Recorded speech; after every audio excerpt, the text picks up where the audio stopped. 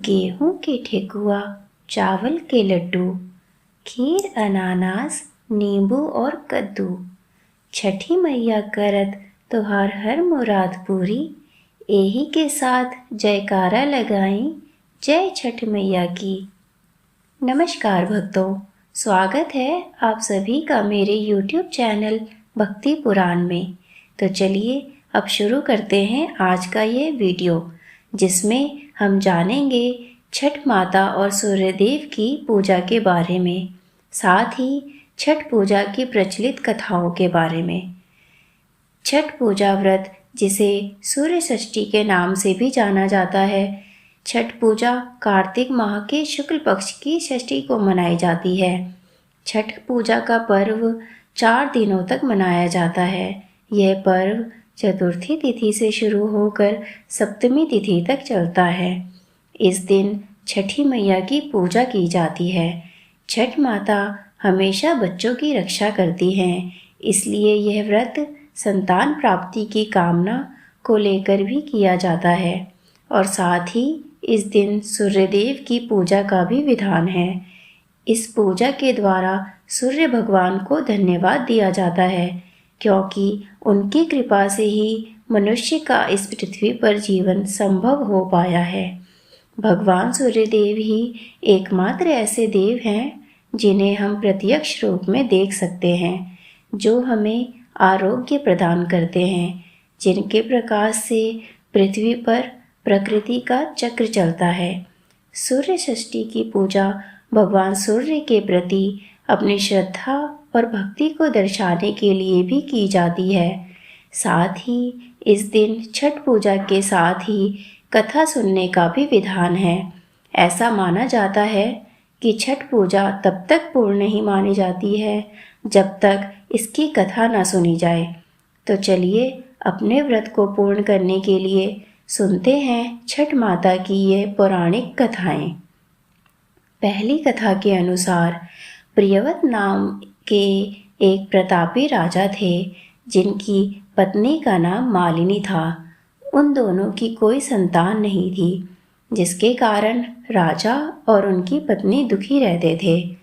एक दिन उन्होंने संतान प्राप्ति के लिए महर्षि कश्यप द्वारा पुत्रेष्टि यज्ञ करवाया, जिसके पूर्ण होने के पश्चात रानी गर्भवती हो गई। 9 महीने बाद जब संतान सुख प्राप्त करने का समय आया, तो रानी को मरा हुआ पुत्र पैदा हुआ। इस बात का पता चलने पर राजा को बहुत दुख हुआ। अपनी संतान के दुख में उन्होंने स्वयं की आत्महत्या का मन बना लिया। लेकिन जैसे ही राजा ने आत्महत्या करने की कोशिश की, उनके समक्ष एक दिव्य देवी प्रकट हुई। देवी ने राजा को कहा कि मैं छठी देवी हूँ। मैं लोगों को पुत्र का सौभाग्य प्रदान करती हूँ। इसके अलावा जो भी मनुष्य सच्चे भाव से मेरी पूजा करते हैं, मैं उनके सभी प्रकार के मनोरथों को पूर्ण करती हूँ। यदि तुम मेरी पूजा करोगे तो मैं तुम्हें भी पुत्र रत्न की प्राप्ति करवाऊंगी। देवी की बातों से प्रभावित होकर राजा ने उनकी आज्ञा का पालन किया। उसके पश्चात राजा और उनकी पत्नी ने कार्तिक शुक्ल की छठी तिथि के दिन देवी छठ माता की पूरे विधि विधान से पूजा की, जिसके पूर्ण होने के पश्चात उन्हें एक सुंदर पुत्र की प्राप्ति हुई। तभी से छठ पर्व मनाया जाने लगा। छठ पूजा की दूसरी कथा के अनुसार जब पांडव अपना सारा राजपाट जुए में हार गए, तब देवी द्रौपदी ने भी छठ का व्रत रखा था, और इस व्रत के प्रभाव के कारण ही उनकी सभी मनोकामनाएं पूर्ण हुई थी तथा पांडवों को उनका सारा राजपाट वापस मिल गया था। छठ माता की महिमा अपरंपार है।